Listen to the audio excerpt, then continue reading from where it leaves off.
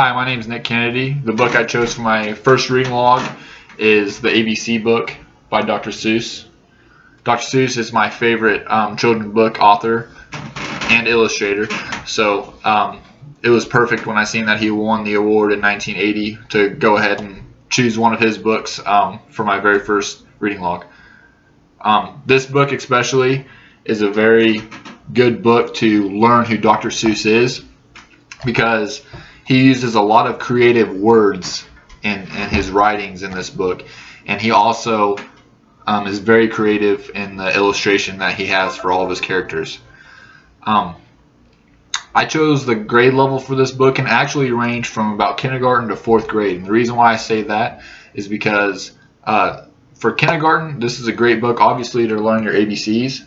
And for kindergartners, it would have to be read to them, obviously, because it would be a very hard book for them to read with all of the creative words that Dr. Seuss used throughout the book, like Fiff or Feff and Zizzer Zazzer Zuzz and special characters like that. But it's a very funny book for kids to learn the alphabet. But for 4th graders, it's even better because it'll teach them alliteration. And that's about the age that they'll start learning alliteration and things like that. For example, the very first page is Aunt Annie's alligator. And that right there is Aunt Annie's alligator. And that would be perfect for the 4th graders to start learning alliteration by reading this book right here. For characters in this book, there's no specific character except funny characters or funny names for characters like Zizzer Zazzer Zuzz and Fiff or Feffer Feff or something like that. There's no specific character or one true character for this book, but rather just a bunch of random characters.